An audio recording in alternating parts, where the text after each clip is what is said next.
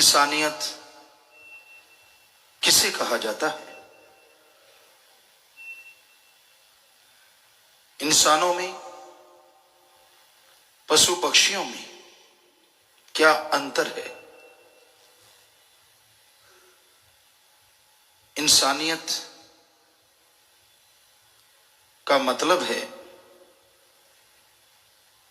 आप किसी को गम, दुख, दर्द, चिंता, परेशानी में तड़पता देख के उसके दुख दर्द में शामिल हो और दुख दर्द को अपनी बातों से, अपने कर्मों से, अपने जतनों से दूर करने की कोशिश करो।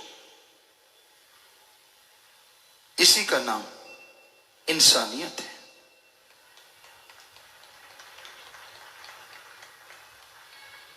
किसी को दुखी देख के हंसना, ठहाके लगाना, यह राक्षसीपन है, शैतानियत है। पशुओं में भी पशुपन होता है,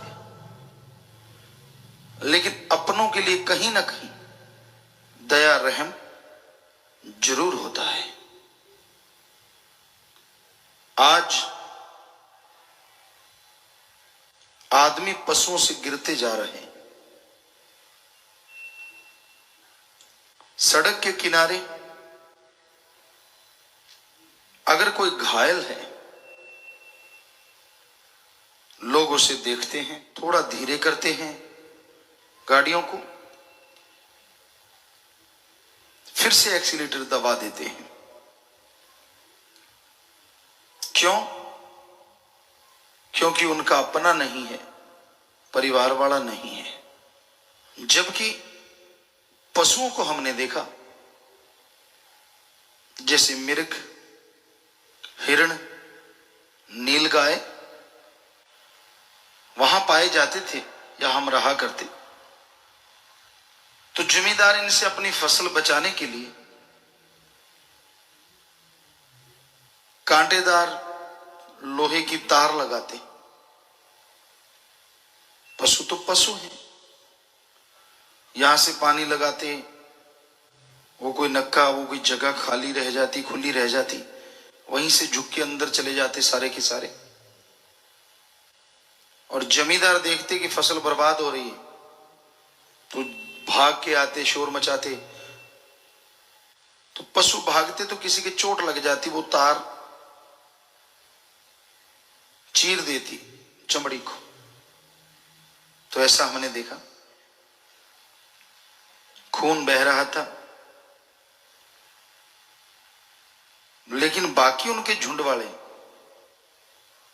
उसको घेर के खड़े थे और जीभ से खून वाली जगह से चाट रहे थे। अब बताइए, इंसानों को इंसानियत कहें या इंसान कहें, या पशुओं को इंसान से आगे कहें? क्योंकि आदमी तो किसी को पड़ा देख के गाड़ी दौड़ा के ले जाते हैं। बताइए, ये इंसानियत है या पशुपन? और पशु अपने साथी का दुख दर्द दूर करने के लिए उसकी जीवा से लीपापोती कर रहे हैं। किसको पशु कहें, किसको इंसान कहें? तो आज इतना गिर गया है इंसान, सेल्फिश है, खुद गर्ज है, अपने अलावा किसी और से कोई लेना देना नहीं है। इतना गिर गया है इंसान। तो कैसे इंसानियत पुनर्जीवित हो? कैसे? इसका जवाब है ज्ञान से।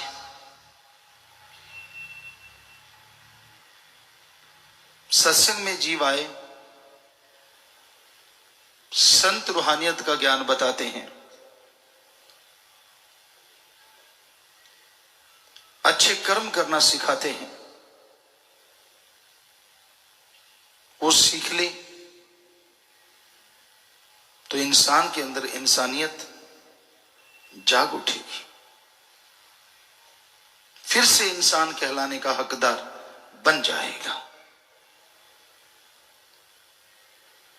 नशे करना, किसी को डायरेक्टली इनडायरेक्टली बर्बाद करना, ये इंसानों के काम नहीं है, ये शैतानियत है। एक दूसरे को देख के जलते भूनते रहना, बिना वजह उनके लिए अपने दिलो दिमाग में कोई बात बिठा लेना, परेशान, गमगीन, दुखी। क्यों? क्योंकि साथ वाला सुखी क्यों है? तो ये शैतानियत के कारनामे हैं। आप अच्छे बनो। अगर आपका कोई फ्रेंड, आपका साथी अच्छा है तो जलो ना, बल्कि आप उससे अच्छा बनने की कोशिश करो।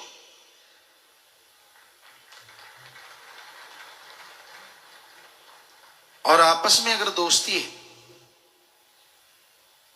तो एक बात हमेशा याद रखो, एक दूसरे को सच्ची बात जरूर बताओ। तेरे में ये कमियां हैं, सारा दिन चमचागिरी ना करो, वरना लोगों की निगाह में आप चमचा बन के रह जाओगे। कहां मालिक ने इंसान बनाया और कहां इंसान की चमचागिरी। ऐसा जो करते हैं उन्हें सब पहचानते हैं, सब जानते हैं और दूर रहना ही पसंद करते हैं। तो दोस्त, सच्चा मित्र वही होता है समय भीड़ पड़ने पे एक दूसरे का साथ दे और आम जिंदगी में जो कमियां हैं वो अपने दोस्त के मुंह पे कह सके कि हाँ भाई, तेरे में ये कमियां हैं तो हैं, और आप बुरा ना मनाओ। जो सच्चे मित्र होते हैं वो एक दूसरे की कमियां बताते हैं, ना कि पर्दा डालते हैं। पर्दा डालोगे तो समाज में बेइज्जती होगी, और दोस्त दोस्त को बता देगा, वो सुधर जाएगा तो समाज में इज्जत होगी। इसी का नाम फ्रेंडशिप है, इसी का नाम दोस्ती है। पर आज की दोस्ती बड़ी गंदी है, लोग हद से गिर रहे हैं। सिर्फ और सिर्फ स्वार्थ, सेल्फिनेस जिसके भी अंदर है वो ही दोस्ती है। सेल्फिश है,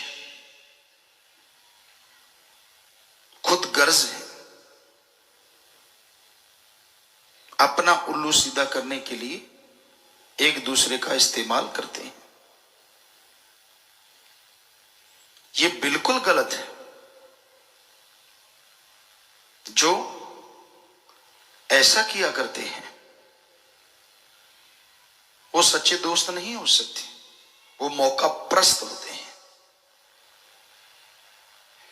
तो आप पहचानिए कितने इंसान हैं और कितने इंसान की शक्ल में शैतान है। आज दोस्ती मित्रता का दूसरा नाम सेक्सुअल रिलेशन है। उसके बिना दोस्ती का कोई मायने नहीं है। इतने गिर गई है आज की इंसानियत। कोई कोई हैं जो बेगर्ज मोहब्बत करते हैं, वरना लड़का लड़के से, लड़कियां लड़कियों से इतनी मोहित हैं, हम गारंटी देते हैं इतने मोहित कहीं भगवान के लिए हो जाए तो भगवान सामने आके खड़ा हो जाए, बोल भाई क्या चाहिए। जितने एक दूसरे के लिए तड़पते हैं, ओह, जरा सी भी बात हो बस पागल हो जाते हैं, एक दूसरे के लिए मोहित हो जाते हैं हद से ज्यादा। कहीं इसका कुछ हिस्सा ही मालिक के लिए मोहित हो जाए तो 100% मालिक के दर्शन हो सकते हैं। पर मालिक को तो पैसा देते हैं, 100 की ठगी मारी, 5 रुपए मालिक को, 95 खुद के, 5 मालिक के, तेरा हिस्सा दे दिया, बोलना मत। तो मालिक को हिस्सेदार बना रखा है ठगी बेईमानी में। अब अलग अलग है, 100 वाला तो 1-2 रुपए ही देगा, लाख वाला 5-4 हजार चढ़ा देगा। ये हमें बताया गया, बहुत जगह पे सत्संग किया, लोगों ने बताया, गुरुजी हमारे धार्मिक जो हेड होते हैं कहते हमें अगर कोई 1000 रुपया चढ़ाता है या हजारों चढ़ाता है तो हम सोचते हैं ये लाखों वाला है, लाख चढ़ाता है तो हम सोचते हैं करोड़ वाला है, लाखों चढ़ाता है तो हम सोचते हैं करोड़ों वाला है।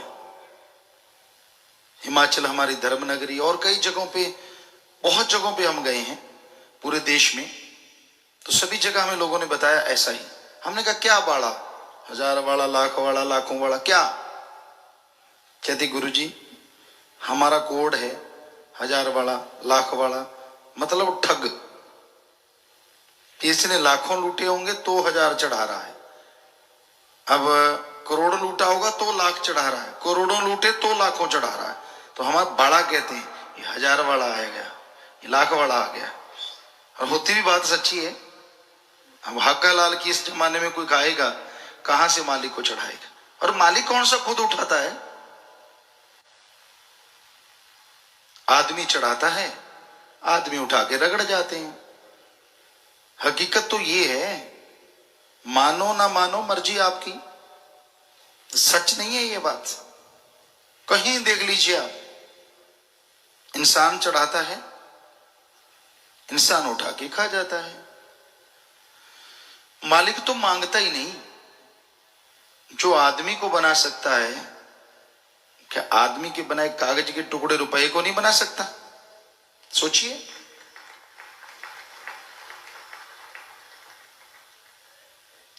वैसे तो कहते हैं हर धर्म में गॉड इज एवरीवेयर, कण कण में है, जर्रे जर्रे में है।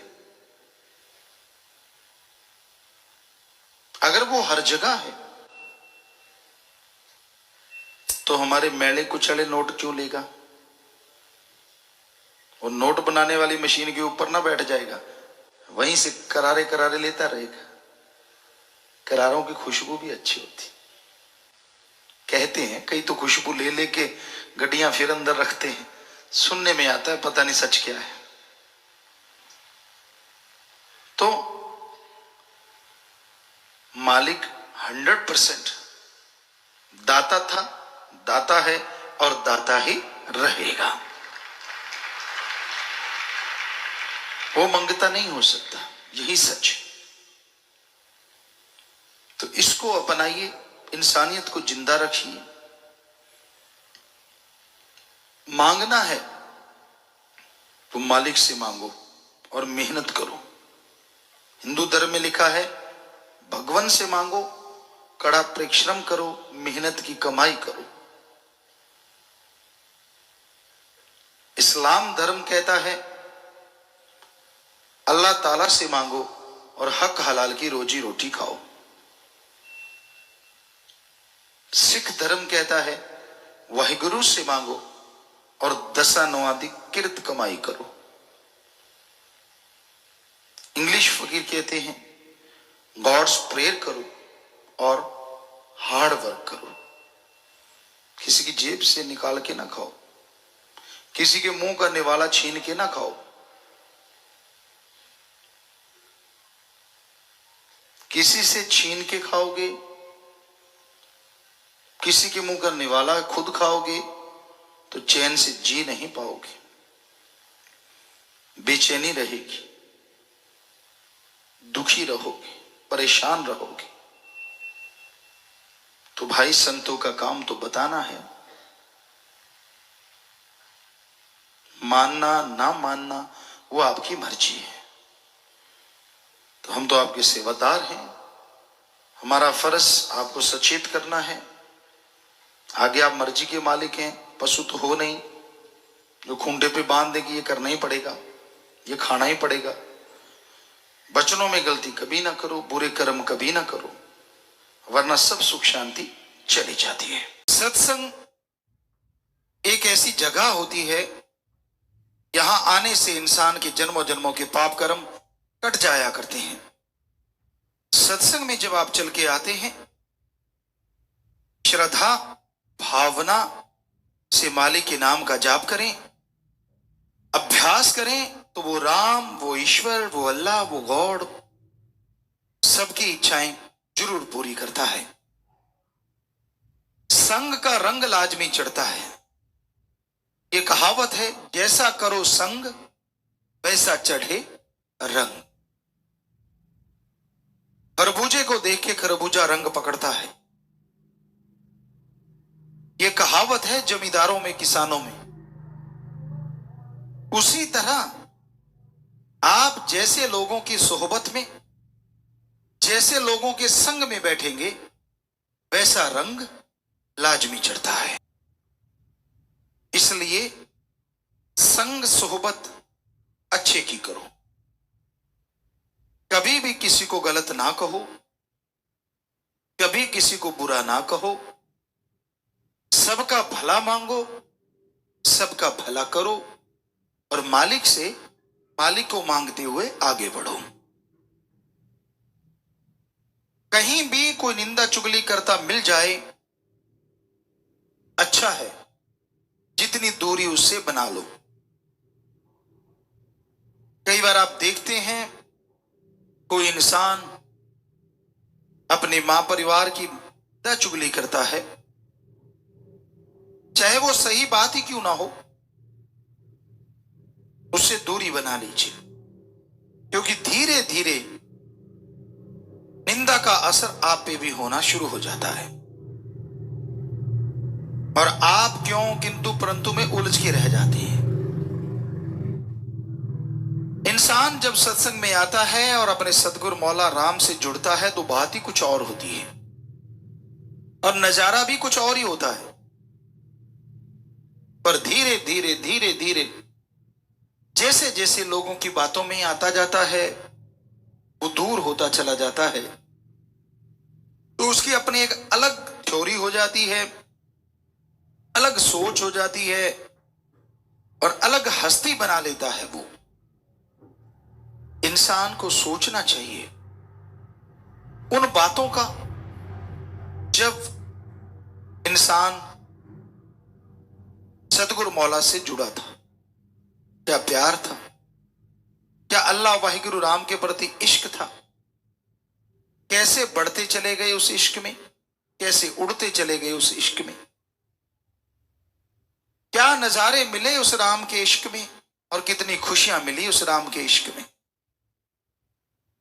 लेकिन जब इंसान अपने मन के प्रति गुलाम हो जाता है, सेवा सुमरण छोड़ देता है, भक्ति इबादत छोड़ देता है, तो फिर वो मन के हाथों मजबूर सतगुरु से दूर दूर दूर होता चला जाता है। तो आप अपनी भावना का शुद्धिकरण कीजिए, अपने विचारों को बदलिए।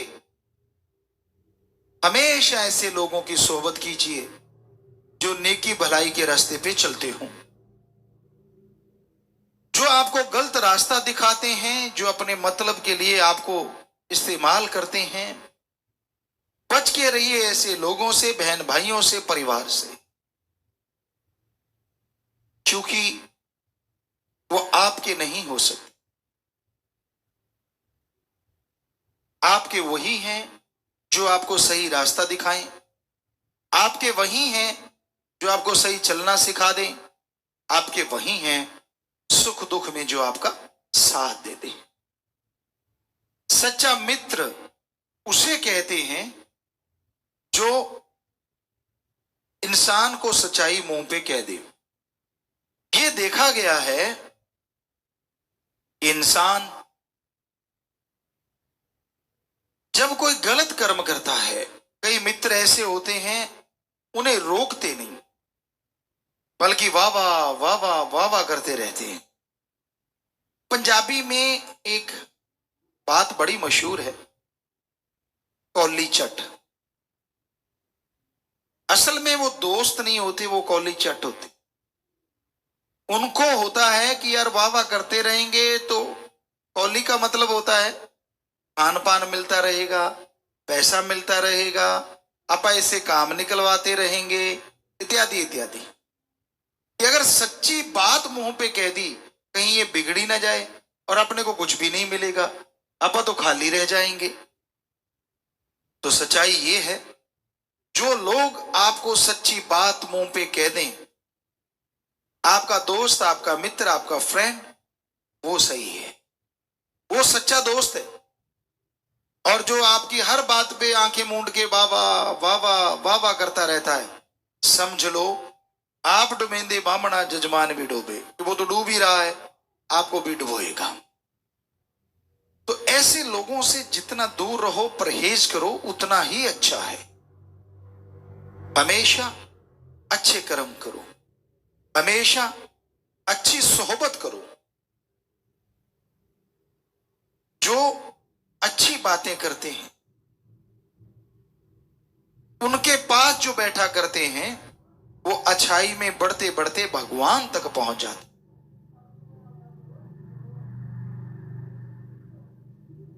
तो संत पीर फकीर हमेशा सत्संग का कहते हैं, सत्संग, सच का संग, सच की सोहबत। और सच है ओम हरि अल्लाह गौड़ खुदा रब भाई गुरु राम, और संग उसकी सत्संग, या बिना किसी से कुछ लिए दिए उसकी चर्चा की जाए, उससे जोड़ा जाए, वही सच्चा सत्संग है। पानी अगर खारा हो या कड़वा हो, उसमें लाखों क्विंटल चीनी डाल दो, मीठा नहीं होता। कुछ देर हुआ फिर वहीं का वहीं। काग को चूने से पोत दो, वो हंस नहीं बनता, कूड़े करकट के ढेर में चोंच मारेगा ही मारेगा। नमक की खान में अगर कोई चला जाता है तो वह नमकमय हो जाता है, कहीं न कहीं वो नमक से जरूर लिपटा है। उसी तरह कोयले की खान में जाके कोई कालिक से नहीं बच सकता। तो भाई, अगर बुराई का संग करते हो तो बुरी बातें, बुरी सोच आपके अंदर अवश्य आएगी, उससे बच नहीं पाओगे आप। और अगर बचना ही चाहते हो तो फिर ईश्वर का नाम लेना जरूरी है, मालिक का नाम लेना जरूरी है, तभी बच पाओगे, तभी खुशियां ले पाओगे। अच्छा संग करो। सत्संग की बात तो सबसे बड़ी है, लेकिन कहते हैं चंदन के पेड़ के पास अगर नीम लग जाए तो उसमें भी खुशबू आने लगती है।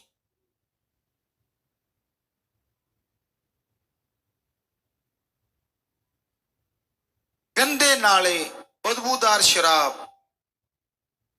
गंगा जी में आके जब कोई गिरा देता है, उसके बाद वो बदबूदार शराब या गंदा नाला नहीं कहलाती, वो गंगा जल कहलाती है। वैसे ही राम नाम की गंगा होती सत्संग। इसमें आप अच्छे हो बुरे हो, आपने जिंदगी में गुनाह किए या नहीं किए, जब आके सत्संग में बैठते हो और गुरुमंत्र ले लेते हो, उसका जाप करते हो, तो यकीनन फिर आप गुंडे, गंदे, बुरे नाम से नहीं बुलाए जाते, फिर आप एक मालिक के प्यारे कहलाते हो, एक सत्संगी कहलाते हो। पर वैसा बन के रहो। समुंदर ठाठे मारता है, मीठी झील ठाठे मारती है, पर कहते हैं उसकी बूंद जब बाष्प बन के उड़ जाती है और वो कहीं तवे पे गिर जाती है, वो जल के राख हो जाती है। उसी तरह सत्संग से जो कन्नी कतर आता है, कहने का मतलब राम नाम छोड़ के नशे करने लग गया, बुरे कर्म करने लग गया, वचन तोड़ दिए, तो वो इंसान का हाल उस बूंद की तरह होता है। इसलिए राम नाम से जुड़े रहो, किसी की सुनो ना। यहां ऐसे मास्टरपीस बहुत हैं, तोड़ने का काम कर। दुनिया में किसी को सुखी दे के अगर कोई सुखी होता है तो वो संत है, वरना दुनिया में किसी को खुश दे के सुखी दे के लोग अंदर से जल भून जाते हैं। यार इसको दुखी कैसे करें, यार इसको परेशान कैसे करें, यार इनके बेटों में लड़ाई कैसे करवाएं, इनको दूर कैसे करें। इसलिए एक संत पीर फकीर या उसका मुरीद ही होता है जो दूसरों को सुख देके खुद सुख अनुभव करता है और परमात्मा वास्तव में उसे सुख दे देता है। आप बहुत सारे सेवादार जो आज यहां बैठे हैं, वाकई वही हैं जो दूसरों को खुश देख के खुश होते हैं। और यकीन मानो मालिक आपके कुलों को खुश कर देते हैं, बीमा कर देते हैं खुशी का। जा बेटा, तू मेरी औलाद को खुश करता है, तेरी कुलें खुश रहेंगी। इसलिए कोई अवसर, कोई मौका चूको ना किसी का दुख दर्द बंटाने में।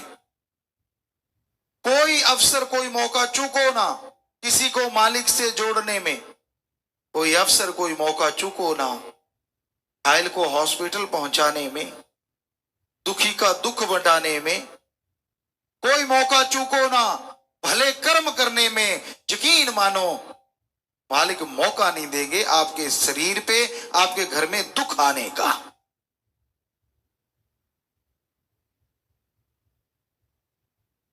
जब आप अवसर चूक जाते हो, जब समय पास से गुजर जाता है, फिर पश्चाताप के अलावा कुछ हासिल नहीं होता। समय की कदर करना सीखो। समय और समुद्र की लहर इंतजार किसी का नहीं किया करते,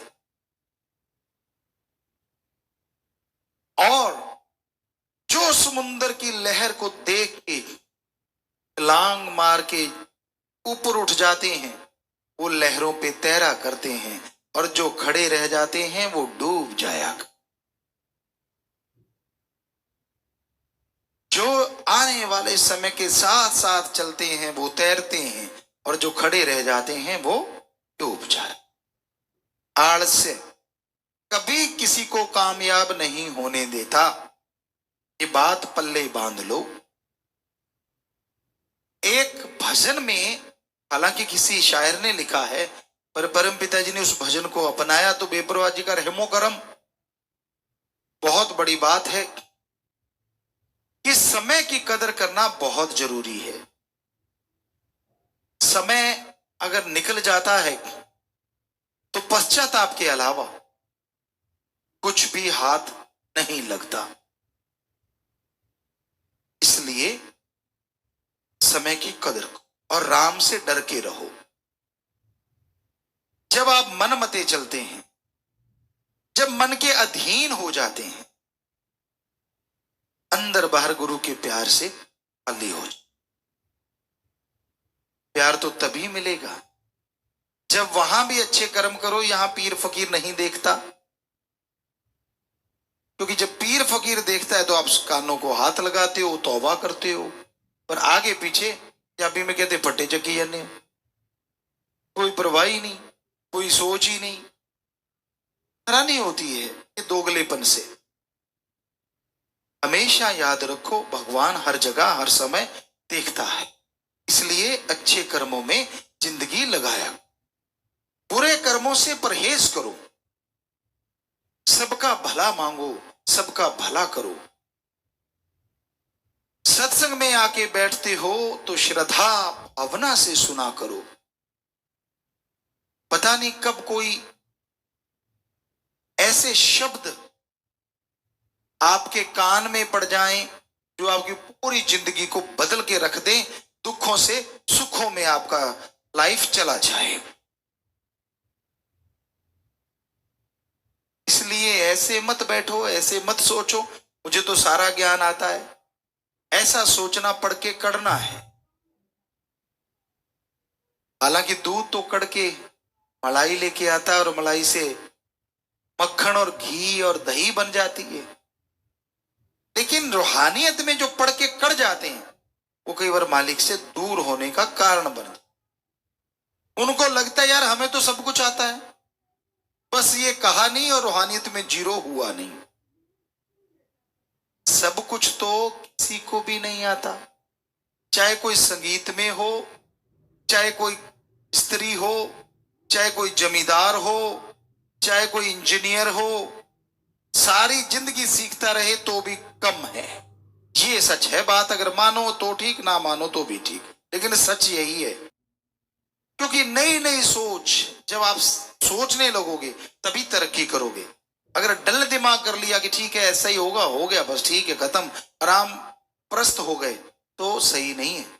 लगे रहो कि मैंने नया करना है, लगे रहो कि कुछ और करना है, लगे रहो कि समाज का भला करना है। जो भी आपका पेशा है अच्छे नेक काम का, लगे रहो कि मैंने उसमें तरक्की करनी है, तो यकीनन एक नहीं 100 रास्ते मिलेंगे। क्या पता कौन सा रास्ता आपको तरक्की के चरम सीमा पे ले जाए। निठल्ले मत बैठो, कुछ ना कुछ करते रहो, कुछ ना कुछ निकालते रहो। कितनी खुशी आपको मिले जब आप कुछ नई चीज पैदा करते हैं, कितनी खुशी मिले जब आप तरक्की के चरम सीमा पे पहुंचे, क्योंकि खुशी उसको बहुत होती है जिसने मेहनत की होती। क्योंकि बैठे बैठे राम की कृपा से मिल जाता है। उन्हें नहीं एहसास होता कि कर्म किसे कहते हैं, और एक जो कर्म करके खाते हैं उन्हें पता होता है हाँ मेहनत क्या चीज होती। शास्त्र राम जी दाता ने वो थे, वो हैं, वो ही रहेंगे, पर इस शरीर से काम लेना था तो सब एहसास करवाया। खेती बाड़ी करते थे, सारी सारी रात ट्रैक्टर चलाना, खेती बाड़ी करते थे मई जून में 12-1 बजे तक ऐसा लगता ट्रैक्टर फट जाएगा। एक बार तो बापूजी कह देते थे मैं पास नहीं जाऊंगा, क्या पता भाई मेरा दिल नहीं करता, ट्रैक्टर बहुत तंग हो रहा है। उनको ये लगता था इतनी गर्मी, और ऊपर से कहते हमारा नाम लेते कि वो तो इतना तंग हो रहा है मैं कैसे बंद कराऊं। हम हटते नहीं थे, ये काम करना है तो करना है, मेहनत करनी है तो करनी है। और दोपहर के 11-12-1 बजे तक भी हमने गर्मियों में ट्रैक्टर चलाया है। रंग रुंग कौन देखता है, तब बिल्कुल ब्लैक हो जाता था काम करते हुए, लेकिन एक ही धुन सवार होती थी कि ये काम करना है तो करना है बस। कोई क्या कहता है, कोई क्या देखता है, उससे क्या लेना देना। तो आज आप जाके देखेंगे बेपरवाह जी के रहमो करम से वहां बाग बहारे हैं, आसपास फसल है, सब कुछ है, लेकिन फर्क आपको साफ नजर आ जाएगा मेहनत का क्या होता है। हाथों से किया है, कौन सा काम नहीं जो नहीं किया। फावड़ा चलाया, कुतरा करना, टोका मशीन चलाना, और जब गेहूं काटते थे वो गेहूं काटना, शर्त लगा के एक एक एकड़ काटना, वो सब काम किए हुए हैं। और इसके साथ फिर एक अलग ही मजा होता था जब ट्राली भरा करते थे। इस तरह से भरनी है, गिरे ना, चिंती लगा लगा के ऐसे लगाते थे, यूं लगता था जैसे ताजमहल चिन रहे हैं, क्योंकि खुद की मेहनत अपने हाथों में आ रही होती थी। बाकी वो सोना होता है, सोने दिया बल्लियां, वाकई इसलिए तो हमने लिखा है। एक अलग ही मस्ती सी होती है कि हाँ यार मेरी मेहनत मेरे पल्ले पड़ रही। फिर उसकी तूड़ी जो होती है, भूसा जो होता है वो अंदर करना, खास करके गवारे का। अगर कपड़े ढंग से नहीं पहने और सिर पे मड़ासा वगैरह नहीं बांधा तो दिन रात खाजी होती रहती है। और जब उस गुबार को निकालते हैं थ्रेशर में या हाथ से लगाते, तो हाथ पे अगर कपड़ा नहीं बांधा तो चाट जाता, वो कट जाते हैं हाथ। ऐसा होता था, लोग कपड़ा बांध लेते थे, दस्ताने तब कौन जानता था, कपड़ा वगैरह लपेट लेते थे और उसको लगाते, फिर भी ब्लैक हो जाते हैं हाथ, नाक, आंख, एक अलग तरह की कालिख जम जाती है। और जरा सा अंदर चला गया तो इतनी खाज होती है पूछिए मत। तो ये चीजें, और फिर उसका कुप बनाना, यानी एग्रीकल्चर की बातें आपको सुना रहे हैं। पानी की बारी आ गई तो बात ही कुछ और होती थी कि हाँ भाई पानी लगा रहे हैं, एक अलग खुशी होती थी। इतनी धरती पे ये पानी लग गया, इतने एकड़, इतने क्यारे, ये वो सब बातें चलती। तो अपने हाथों से की गई मेहनत, आज अगर बाग बहारे हैं तो कोई अजूबा नहीं लगता, क्योंकि खुद की मेहनत की हुई है, खुद का खून पसीना एक किया हुआ है। पर जिसने पसीने की एक बूंद नहीं बहाई, उसको क्या पता कि मेहनत क्या होती है, उसे क्या पता कि कैसे मेहनत से फल मिलता है। तो ये तो परमपिता जी का अरबों बार धन्यवाद, शुक्राना। ऐसे फादर मिले, ऐसा घर मिला। यहां हमने बचपन में कर्म किया, वो कर्म भूमि बनी। सिर्फ शायद 7 साल के थे जब एक ट्रैक्टर चलाना शुरू किया, और 9 साल नया ट्रैक्टर आया तो अच्छी तरह से बुआई वगैरह सब कुछ करना शुरू किया। ये उनका रहमो करम है कि उन्होंने तजुर्बा दिलाया। गेम्स खेलते थे हम। आजकल कई बार जवानों को हंसते हैं कि आप उठा के दिखाओ। 50 किलो का वाट हम यूं उठाया करते थे नीचे से, आज आप 20 किलो का उठा लेना, काफी पहलवान होंगे। हमें बताना भी जरूर कि पिताजी मैंने उठा लिया, मान जाएंगे, अच्छा लगेगा कि हाँ भाई आज भी नौजवान है। और हमारा वजन कितना होता था, सिर्फ और सिर्फ 70 से 80 किलो के बीच में, जब हम 50 किलो का बाट उठाते थे। ये भी बता दें आपको। तो बात है मेहनत की, बात है हिम्मत की, बात है बुलंद हौसलों की। ये परम पिता जी का प्यार ही दे सकता है, उनका नाम ही दे सकता है। ये जीता जागता उदाहरण हम हैं आपके सामने। 30 नेशनल गेम खेलना, नॉन मेडिकल की पढ़ाई करना, सारा एग्रीकल्चर का काम, इतने बड़े खेत को सींचना। आज कई बार हमारे वो शतरंजरी बच्चा आता है तो कई बार कहता होता पिताजी हाँ बंदे इतने हो तो फिर काम चलेगा। हमने कहा बेटा इसी भूमि पे हम अकेले किया करते थे, 4-5 लोग होते थे हमारे साथ, वो भी टाइम था और आज का भी टाइम है। तो कहने का मतलब जिसने मेहनत की होती है उसे पता होता है, उसे ही दर्द होता है अपनी मेहनत का जब कोई उसे बिगाड़ने लगे। तो आप राम नाम में भी मेहनत करो, अल्लाह वाहिगुरु मालिक के नाम में भी मेहनत करो, कर्म करके खाओ। जब आप सेवा करते हो तो दिन रात एक कर दो, सुमन करते हो तो जरूर लगन से करो, और घर जाके जब काम करते हो तो काम भी इतना करो तूफान की तरह, ताकि बरकतें देने में मालिक तूफान से बढ़ के बरकतें बख्श दे। ये ना हो कि यहां से सेवा करके गए और सो गए, लो जी चको साडा लफाफा, आ चको जी कपड़े धो दो, असी तो पे हैं जी 2 दिन। 2 दिन तू केड़ा कोलू जुड़िया सी। तो मतलब कहने का सेवा करी है, इसका मतलब ये थोड़े ना कि जाके सोना ही सोना है। सेवा की है, यहां दिन रात एक करो, घर में जाके करो तो मालिक बरकतों के ढेर लगा देंगे, खुशियों से माला माल कर देंगे। माँ बाप का सत्कार करो, इज्जत से बोलो, उनको समझाओ जरूर। अगर वो गलत रास्ते पे चलते हैं, वो गलत बात नहीं होती, ये अलग बात है। कलयुग है, कौन क्या समझ जाए कुछ पता नहीं चलता।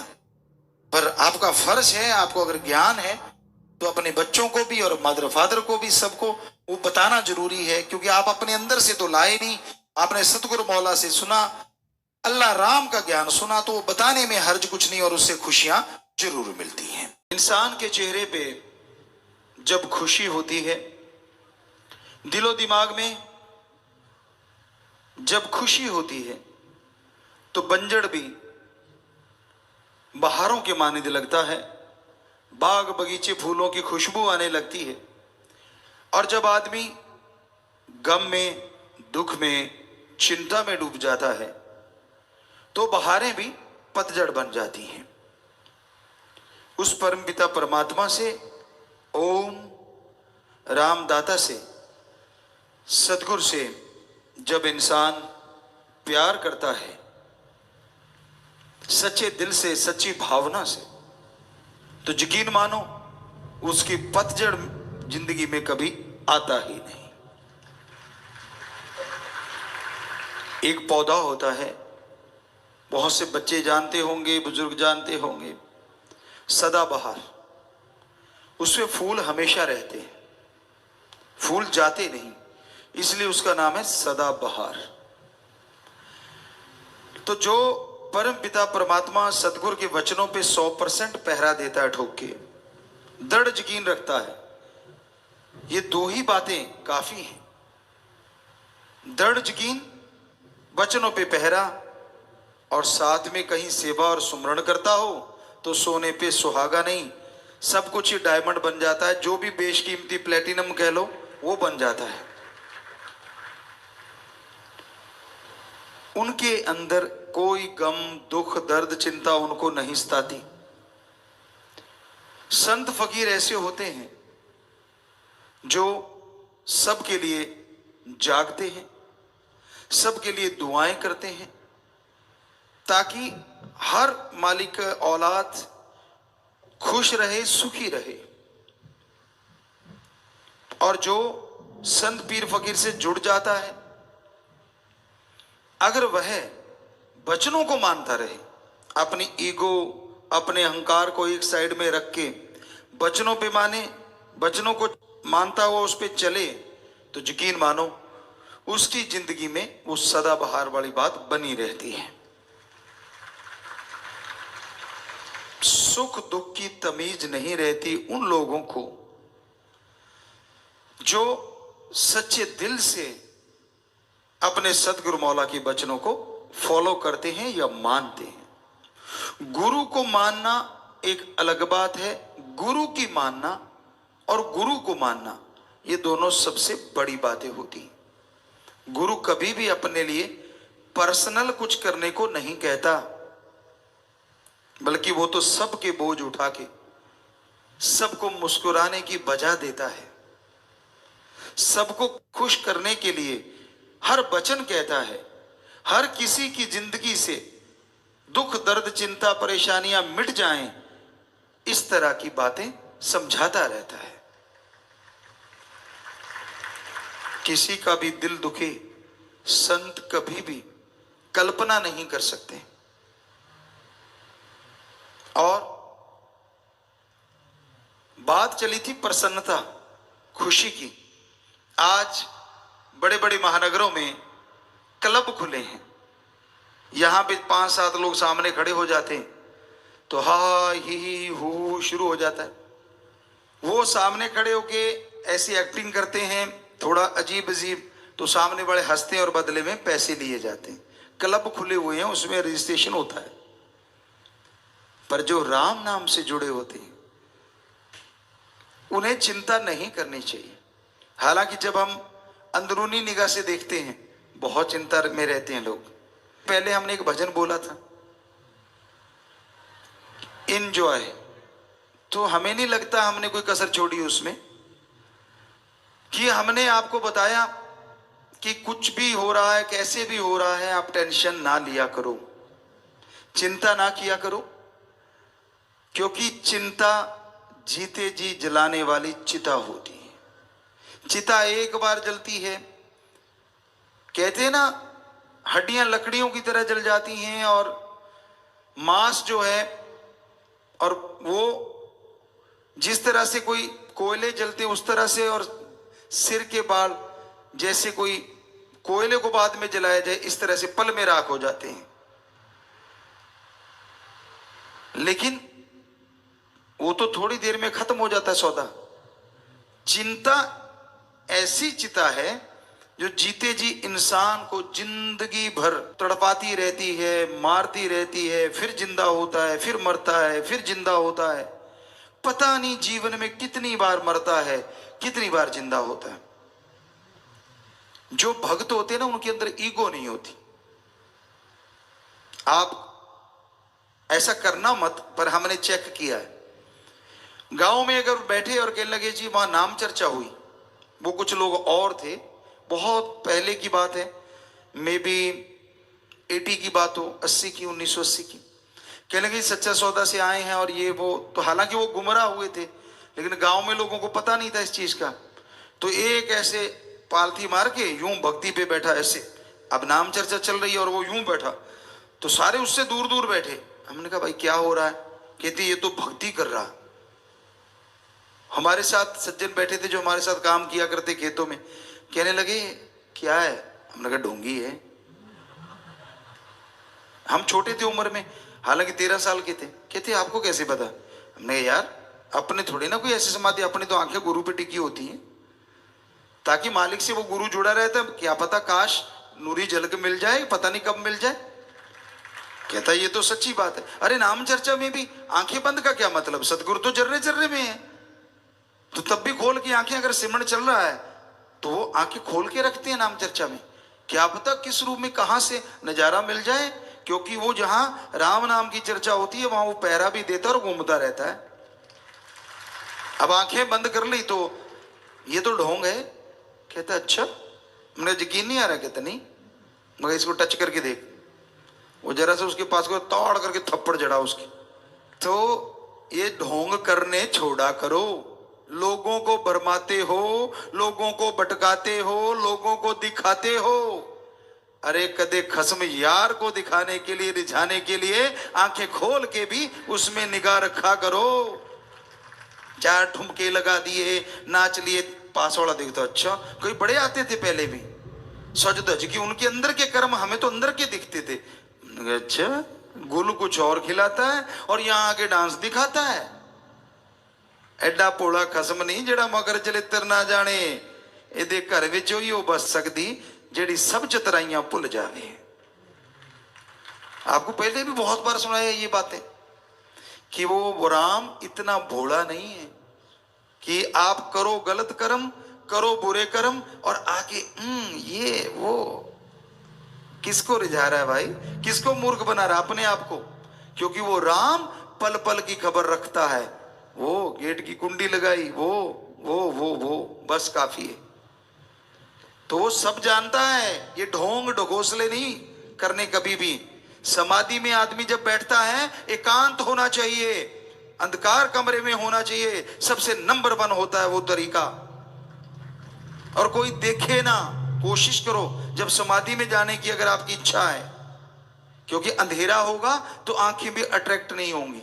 लाइट से आंखों में, आंखें बंद करके देख लो आप दिन में, तो आंखों में एक लाइट रहेगी। अंधकार में वो बिल्कुल बंद हो जाती, तो आंखें भी आपको किसी और तरफ नहीं लेके जाती। अंधकार कमरे में बंद है, थोड़ा अंधेरा, ज्यादा अंधकार से डरते हो, डिम लाइट कोई भी नीचे आजकल तो 100 चीजें चलती हैं, फुट लाइट बोलते हैं, वो चलती रहे, आप आराम से बैठ जाओ और ध्यान जहां जमा के, वो होती है समाधि। और ये होता है पाखंड, जो लोगों के बीच में बैठ के यूं दिखाना मैं भक्त हूं, ताकि वो देखता है, उसको पता होता है मुझे लोग चेक कर रहे हैं।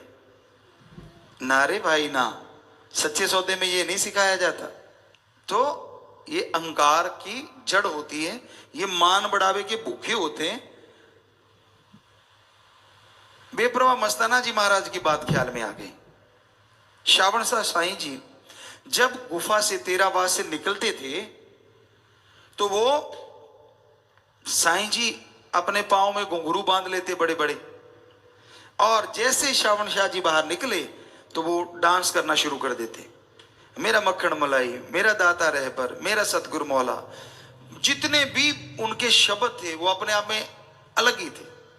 अब वहां गड़बड़ हो जाती, क्योंकि अलग अलग परंपरा होती है। ब्यास जी में ये परंपरा है कि वहां साध संगत जाती है तो समाधि रूप में बैठती है, लेकिन वहां जब मान लो सारे आदमी ऐसे बैठे हैं और वहां मस्ताना जी महाराज नाच रहे हैं, वहां तो कोई नाचता नहीं था। तो जैसे श्रावण शाह जी आते कहते वाह भाई वाह, वाह भाई वाह, वाह भाई वाह। वो दूसरों ने देखा यार ये तो सारी वाह भाई तो यही लूट जाता है, हम तो बैठे ही रह गए। वो 2-4 ने और घुंघरू बांध लिए, आए और जैसे श्रावण शाह जी महाराज बाहर आए तो नाचने लगे। और मस्ताना जी का तो रूटीन था, वो आगे आके नाचने लगे। वो तो जहां रोज रहते थे वहीं से नाच रहे थे। वही जो आपको बोला था आंखें होनी चाहिए यार पे चाहे पीछे बैठे। तो वो नाच रहे हैं अपनी मस्ती में आगे, और वो बोले जा रहे हैं जो भी बोले जा रहे हैं, धन मेरा निरंकार, धन मेरे श्रावण शाह, धन मेरे दाता रहबर, धन मेरा सतगुरु मौला। अब वो जो दूसरे थे वो भी नाचने लगे। उन्होंने सोचा हम आगे हो जाते हैं, तो वो ज्यादा ही आगे होने लगे। तो श्रावण शाह जी दाता रहबर ने बोला मस्ताना तो एक ही है, बाकी तो डुप्लीकेट होता है। बुरा ना मनाना भाई, किसी ने वो सुन ना रहा हो उनका कोई परिवारजन। तो कई बार ऐसा होता है, तो ये ड्रामे नहीं, वो मस्ती जब आती है ना वो अंदर से आती है।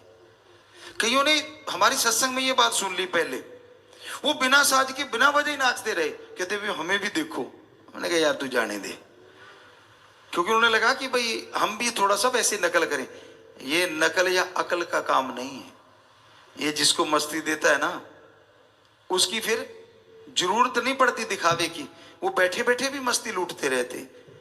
और नाचना कोई गलत नहीं, क्योंकि अपने तो मस्ती का सौदा है, सच्चा सौदा मस्ती का सौदा। या तो मस्ती मनाई जाती है, और सच्ची मस्ती। ये नहीं कि मुझे कौन कौन देख रहा है, ये नहीं कि मैं ऐसा करूंगा तो मुझे कौन देखेगा, वो तो गया, उसके अंदर की खुशियां नहीं मिलती। जो सच्चे दिल से, सच्ची भावना से मस्ती चाहते, पीस ऑफ माइंड चाहते हैं, तो वो आप राम नाम में बैठो, उसकी भक्ति में बैठो, मानवता का भला करो, तो यकीन मानो अंदर बाहर आपके चेहरे पे भी और अंदरूनी तौर पे भी मस्ती का नजारा जरूर नजर आएगा। बहुत लोग हमें यहां वहां पूछते हैं, गुरुजी आपके चेहरे पे सिकिन क्यों नहीं आती? हमने कहा हमारा यार दोनों जहां का मालिक है और वो जानता है, इसलिए वो सिकिन नहीं आने देता किसी भी स्थिति में, इसलिए सिकिन नहीं आती। वरना ये शरीर तो वही है जो सबका है, इंसानी शरीर है।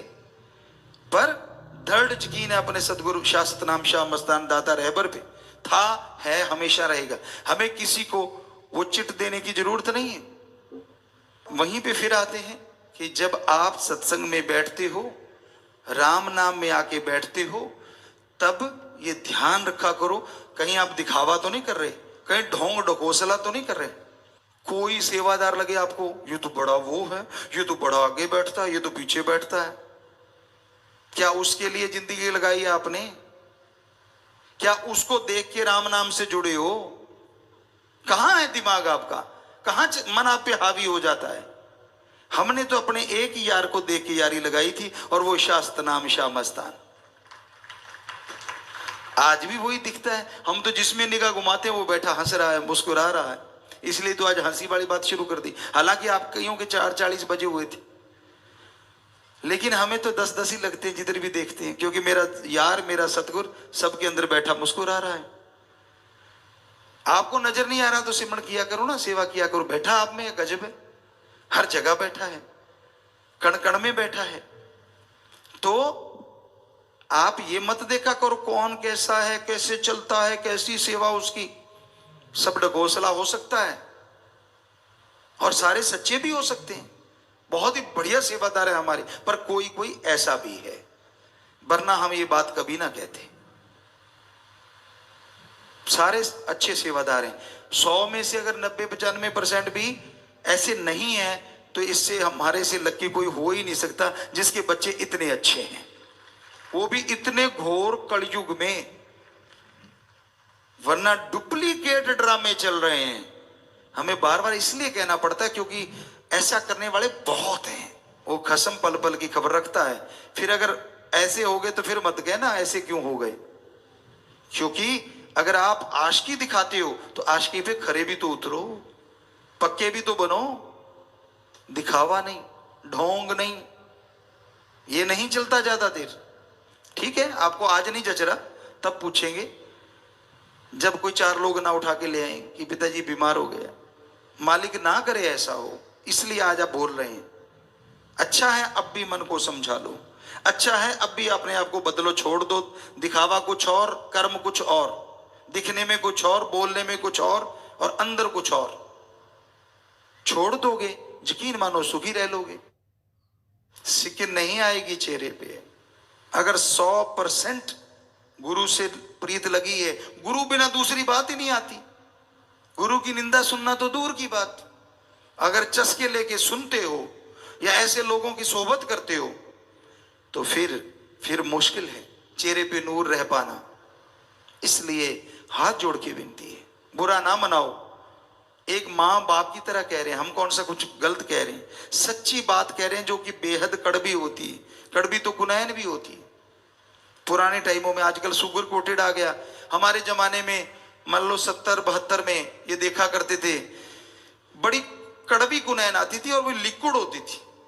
और क्या करते थे, पंजाबी च कहते तौड़ी वाला दूध, सारा दिन कड़ता रहता था। उस दूध को ठंडा करके और उसमें बहुत सारी चीनी डाल देते थे ताकि बिल्कुल चाशनी बन जाए, और उधर से बच्चे का मुंह में डालते चम्मच, नाक लेते पकड़। अब नाक में श्वास नहीं आया तो गट गया, बच्चा चीखता इससे पहले दूध लगा देते मुंह पे, तो मीठा मीठा दूध फटाफट चढ़ा जाता, भूल जाता कि मैंने कड़वी दवाई ली है।